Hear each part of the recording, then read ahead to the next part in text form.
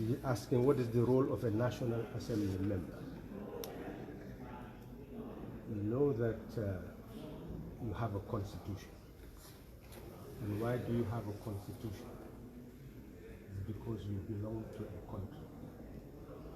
Why is it that somebody has to have visa or at least authority to come to the Gambia? Because the Gambia is a sovereign country. Before, the Queen, King of England, controlled Gambia. But we became independent, and then it became a republic. And when you are a republic, it means that your country has a right to sovereignty, it has a right to integrity, what you call territorial integrity, territorial integrity, and right to political independence. So every country has rights. And when you say sovereignty and territorial integrity, it means that you have to draw the boundary of the Gambia, and that's where you have the map. And say, this is the Gambia. They are still negotiating the borders between Senegal and Gambia. Eventually, when everything is negotiated, we will know that this is the territory of the Gambia. So nobody can come in without the authority of the Gambian state. So how do you run the Gambia? That's what bring about government.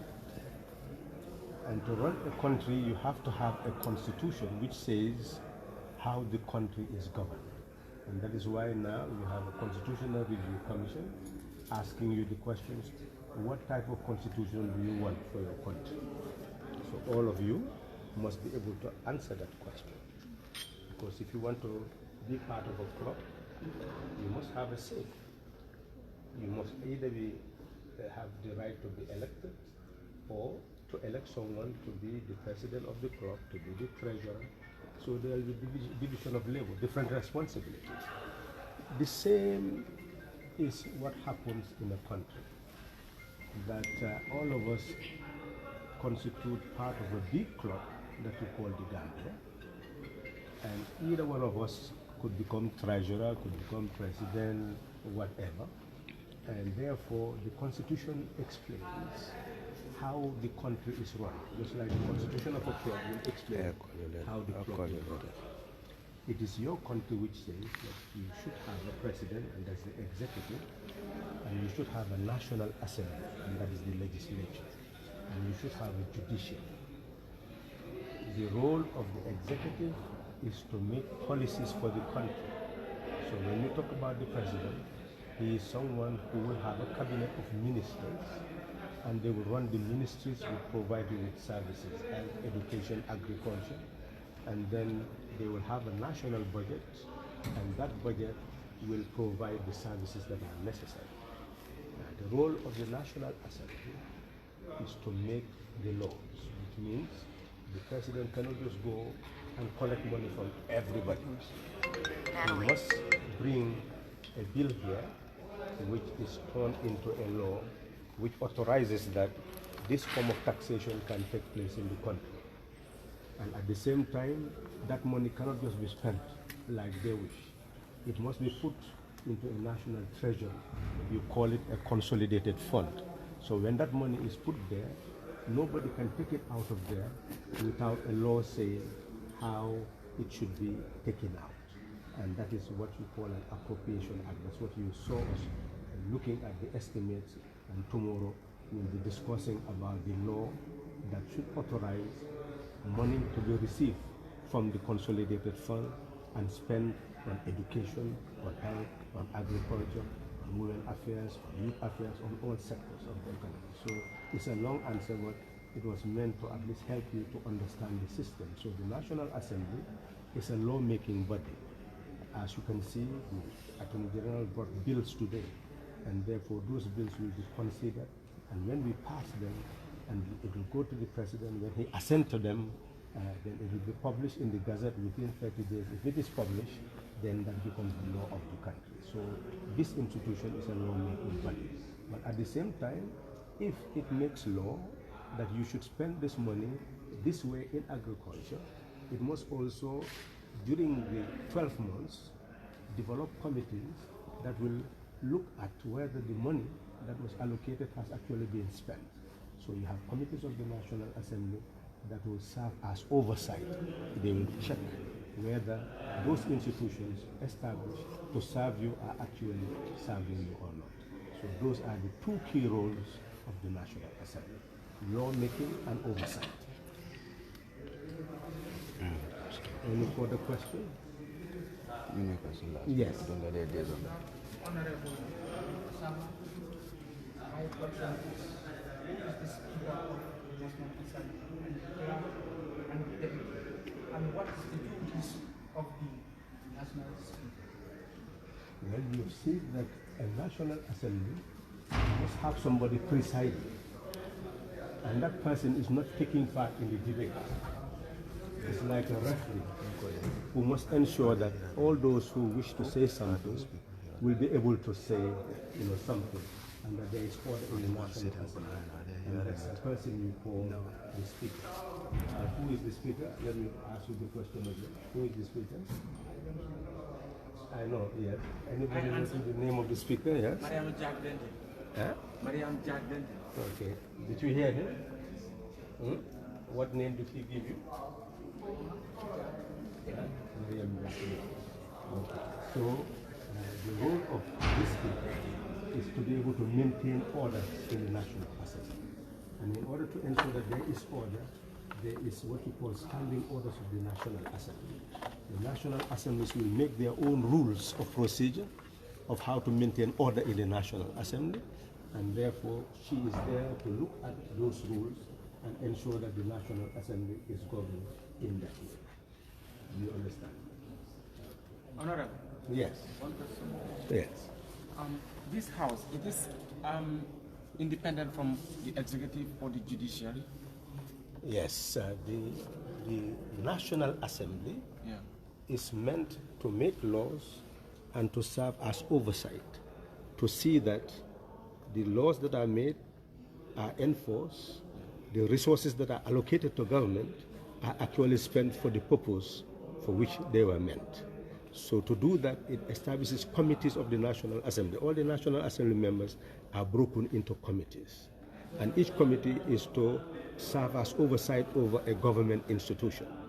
You cannot serve as oversight if you are not independent from that institution, which means that the National Assembly is very independent from the executive. And that is why it has powers under Section 109 of a high court. And those powers enables the National Assembly to call any minister or any officer working in any department to come to the National Assembly to explain any matter that is of public concern or present any document that is of public concern.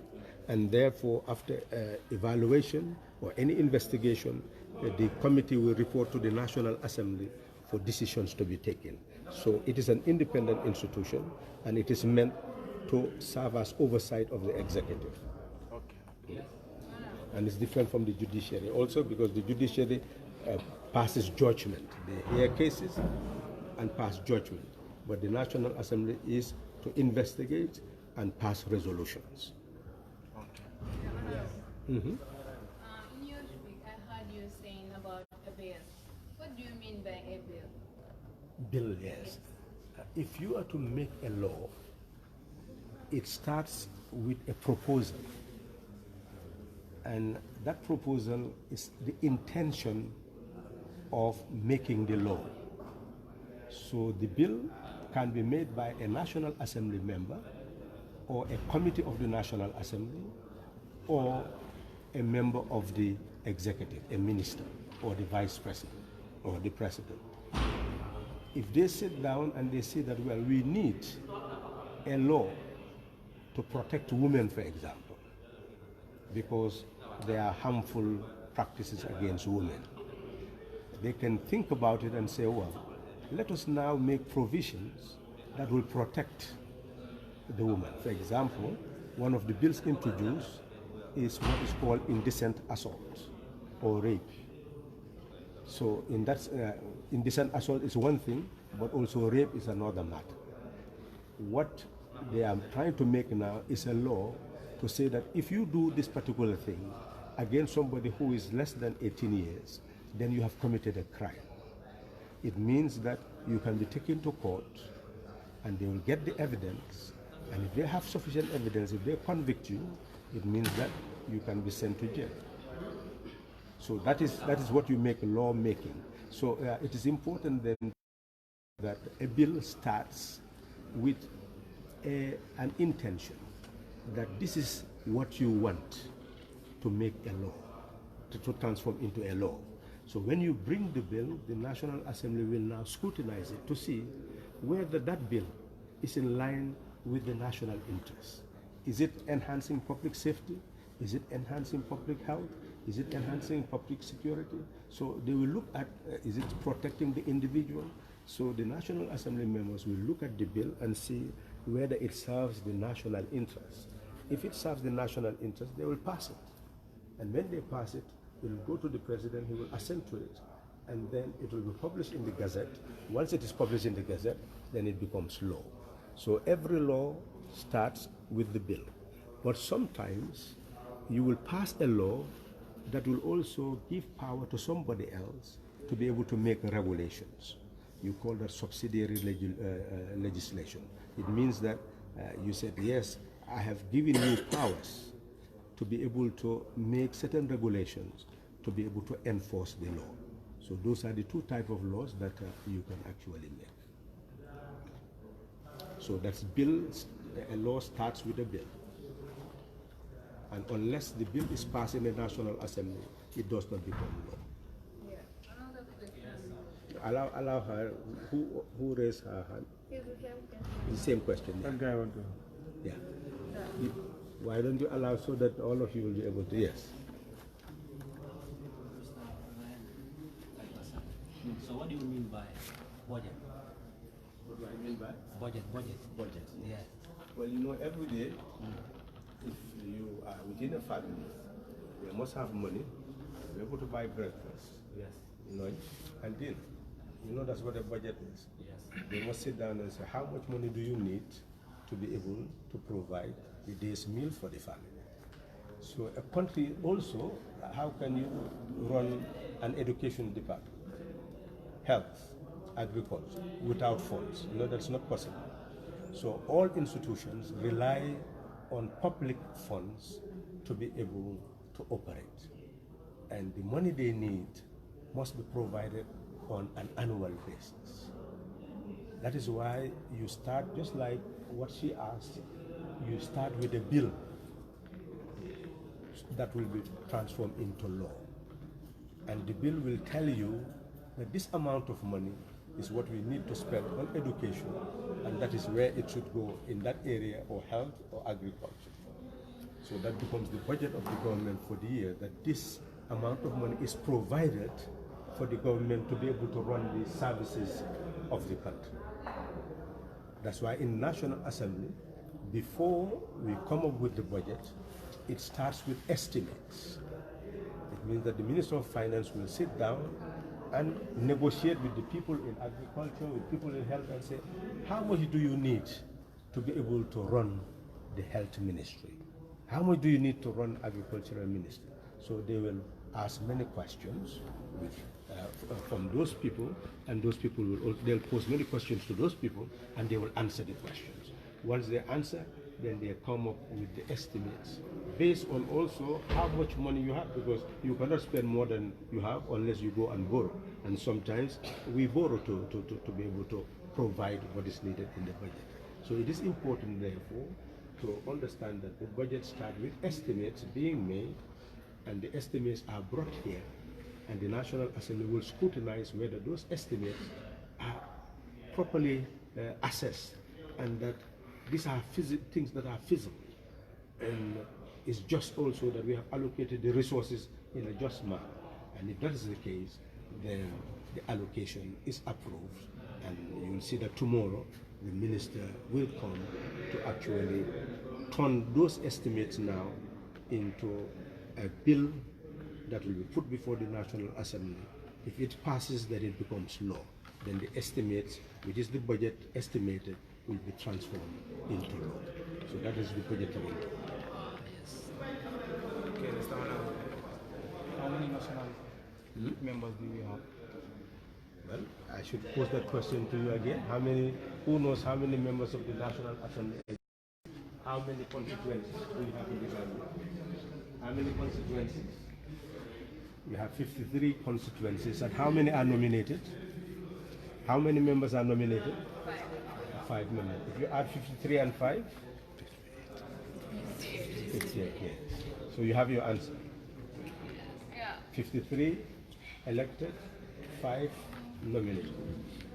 And one of the nominated members will be the speaker and the other deputy speaker. If you want to work in this house here, you have to work in the interest of the nation or the state, not the interest of a particular political party. Well, Section 112 of the Constitution says that a National Assembly member should not put personal interest before national interest. Should not put personal interest before national interest. That in all their undertakings, they must put conscience and the national interest at the forefront. That is the law. That's what the Constitution says. So if you come here and you act in any other way, then you are acting against the dictates of the Constitution. Because it is supposed to be a national institution. Because when you make a law, you don't make a law for your party supporters. You don't make a law for your ethno-linguistic group. You don't make a law for the religion that you belong to. You make a law for everybody.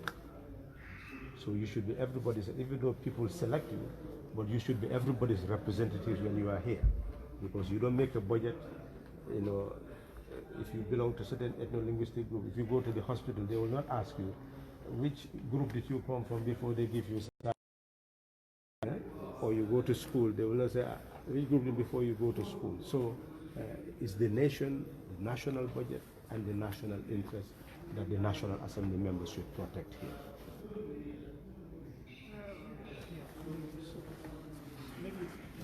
Maybe we allow only 1 or 2 persons. And I would select the very, very maybe he has a lot of schedules to work on, okay? Yeah, maybe 2 persons will do. Yeah.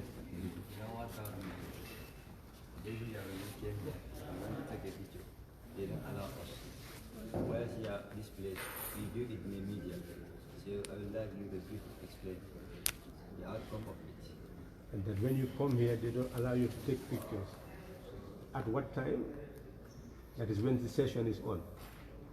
You know, even last year, when we came here, we wanted to take it. Where were you trying to take pictures? Here, right here. No, I'm coming for honorable. It's not allowed because of due to security reason. Because you are not a honorable member, so they cannot allow you to use this seat and take pictures. They were using the... Yeah. Well, so that's you why cannot go down there Exactly. because you can impersonate. Exactly. You know, if you sit there, down there, you take pictures there, you can go and say that I'm a National Assembly member. So now all of you are saying well, I don't see that as... Here is a public gallery. You are feel free to take pictures here. Here is mostly catered for Yeah, but outsiders. different people, it depends on when and the personalities you meet, etc. that's why the women we meet, Yes. she don't allow us to. Yes, as you can see, sometimes different people will act in different ways. Exactly. But as I said, if it is down there where the National Assembly will sit, people can go there and there can be impersonation. As you said, it could be security reasons. And many other things can happen there also, because they have to secure their properties, etc. But as you said, in other places, you may be able to do so. But, Honorable. yes. Yes.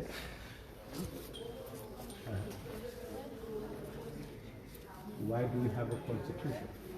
Well, if you don't have a constitution, then how do we know how we are to be governed? Because if we say we own the Gambia and we have $2 million in this box, and we don't know who should manage it, how it should be managed, when you run away with it, what we should do with it, then what type of country do we have? Because it means that you can take the 2 million and go away. So it means that whoever is the fittest will survive, isn't it? Yeah? So it means that then we must have a nation of law where each of us will be protected and all of us are equal regardless of our sizes, regardless of our origin, regardless of where we come from. You know that when voting comes, what do? You just take your voter's card, you present it, and you're given your marble, and you go in secret and you drop it. Whether you're from this ethno-linguistic group, you're from religion, gender, it does not matter. If you are a Gambian citizen, you are equal to everybody else. And when we count that vote, we say, this person is president, this person is national assembly member. That shows that your power is equal to everybody's power. And that is why you have a constitution. The constitution stands above everybody else and says, all of us are under this constitution. So if we are electing a government, we can say we are electing you for this number of years. So when that number of years expires, it means we must go for election. And you cannot continue to stay because you are staying there unlawfully. It is unconstitutional. So the constitution is meant to create guards, fences around all of us, so that when you act, your behavior cannot go outside to interfere with the right of somebody else, or take somebody else's property. Each person will be secure. It also means that in running the state, and you are in school today, you need all the facilities for you to be educated. You want all the facilities to be protected so that you have good health. And the roads, all sectors of society, information. So you need resources to be able to do that. And it is the constitution that tells you where the resources are going to come from, where we are going to keep the resources, how the resources will be distributed, to ensure that no single person will just take over all that and become a king.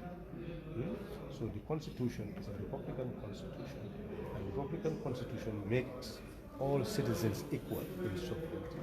And at a given age, you have the right to vote and the right to elect and be elected, and that you limit the term of those who are elected so that they will serve as public trustees and serve the population. That is why you need a constitution. Well, you asked before. Let me just take assistance. I'll take one here, one here, one there, and then one there. 4 more questions. Your side. Who would want to ask a question that has not been asked so far? Sorry, sir. One from this side. Yes. For example, if there is no president in the country, who will be in charge of the state? Okay, as far as the constitution is concerned, it is saying that if the president is not there, it's the vice president who takes charge for the rest of the term of the president. And the term of the president is a 5-year term. So it means that if the president is not there, the vice president will serve the rest of the term. If the vice president is also there, is not there, and the president is not there, then the speaker of the National Assembly will serve the rest of the term. That's how the constitution is written at the moment. But you can always change, because some constitutions, if the president is not there, then the vice president will act, and within 90 days, you go back to the elections of the presidency. It depends on the nature of the constitution. That was the case under the 1970 constitution. Look, you said when now you are... I said this side is and forward. You have what is called executive power. Yes. This executive power, what is executive power? And 2, this executive power, does it always have to be in conjunction of the constitution of the Gambia, or sometimes it have to deviate?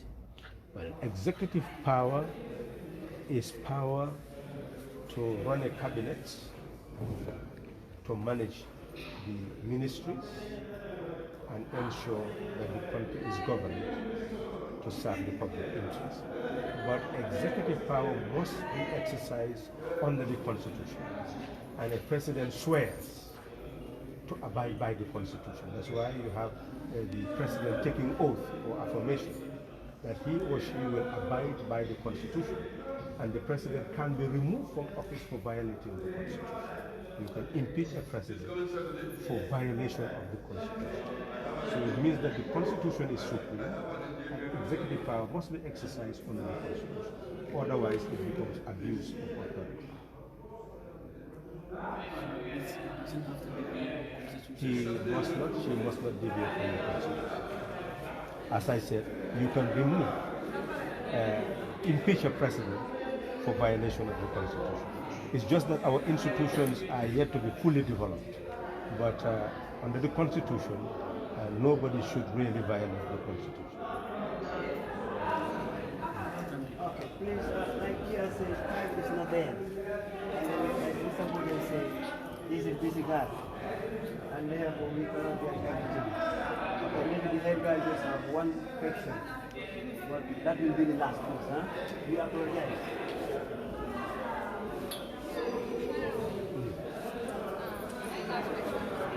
Being a member of this National Assembly, what is your take towards the 3-year value in the president? Okay, that's a very political question, but it's good for you people to understand what is a constitutional provision and what is what we usually call political tactics in the electoral process. Political parties can stand on their own to seek the mandate of the electorate to be president to the National Assembly members. But sometimes they can collaborate, and you call that coalitions, alliances, mergers, so they can collaborate. And when they collaborate, they have to enter into agreements among themselves. And when they enter into agreement, well, it is left for all of them to honor the agreement or to dishonor the agreement, because they cannot force each other. It is sovereign. So it means that honoring agreements are based on their desire to be committed to what they agreed upon.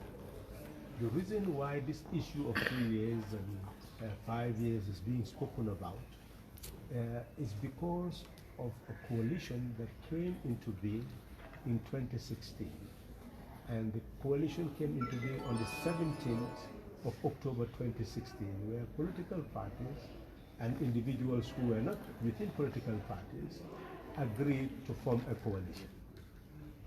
Now, none of the parties at that time felt that they could go and win an election alone. So what they agreed was that no party will be put ahead. All of them will be equal, and they will select someone who will not stand on the ticket of a political party.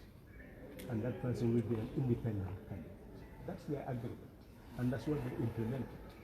They also agreed that whoever they put will not stand in the name of a political party, and at the same time will not be there for a whole 5-year period, which is the term of a president in the Gambia.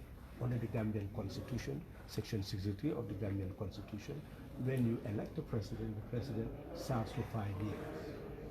And all of you witnessed that during when the elections took place and the person who was there was defeated, you know he didn't leave immediately, did he? No.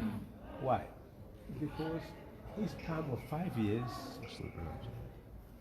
did not end until 18th January.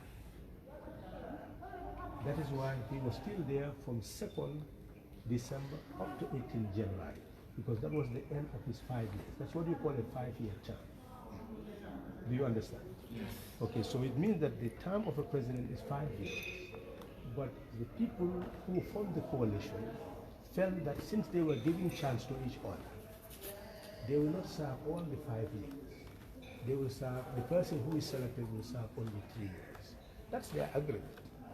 So it means that that person, if he agrees to that, and now he becomes president, when he becomes president, now he's a president under the Constitution.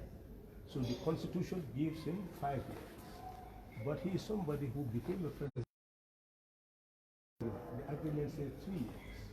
So it is left for that person to say, well, I will resign voluntarily, after 3 years to honor a 3-year agreement. Or the person says, well, I'm a full president, I will serve for 5 years. Do you understand the situation? Yes, So if yes. the person says, I will serve for 5 years, what do you do? Huh? Nothing.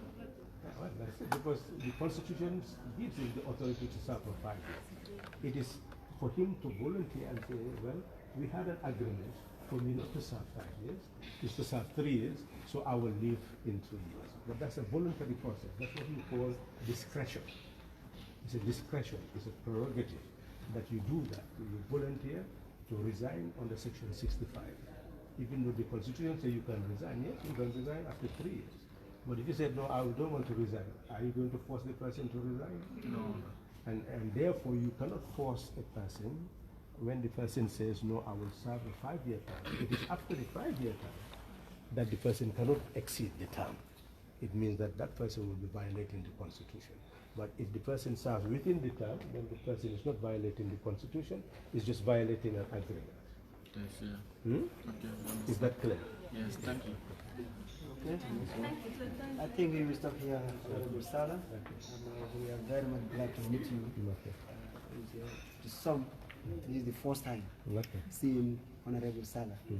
Okay, after hearing the name for so many times and then maybe seeing the figure on television and so on. It's a pleasure to meet you also. Okay. Thank you. Thank you. We will say a million thanks for your explanation. Thank you. And I hope they will make best use of what they learn from here. Thank you. That is the purpose of the talk. Okay, we learn and then share with others who are not opportune to attend. So who is the Deputy Speaker? As he asked. No, I will be the speaker. What is the name of the Deputy Speaker? The deputy speaker, Madam Mariam Jack. That's the Speaker. Deputy Speaker. Deputy speaker, I don't know. Honorable Modu Sadi, huh? Honorable Modu Sadi. Yes, that's the Deputy Speaker. And you asked about the Clerk of the National Assembly. Who is the Clerk of the National Assembly? Mr. Modu Sisi. Okay? All right, I think I've answered your question. Yes. Thank you.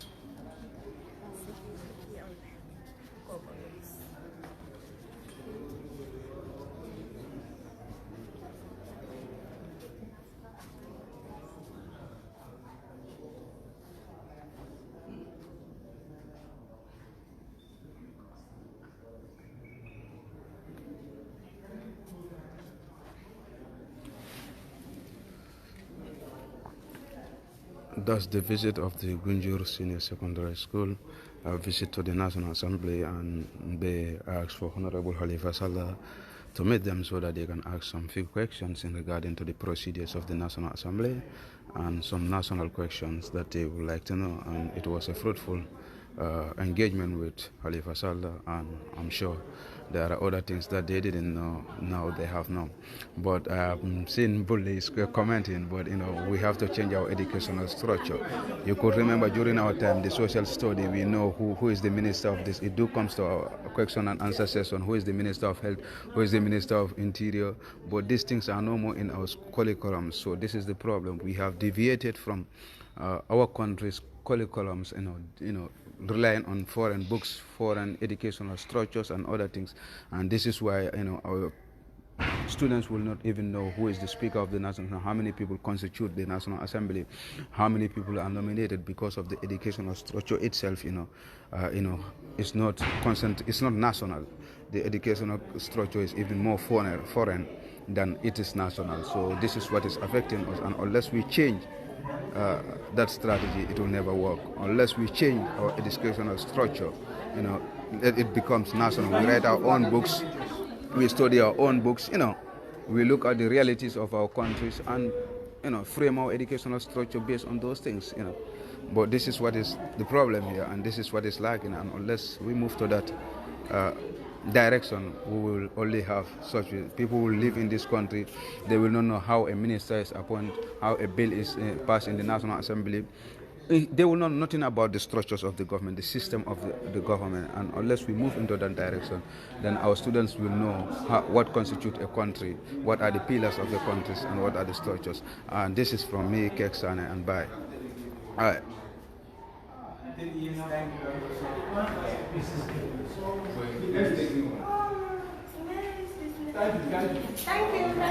you.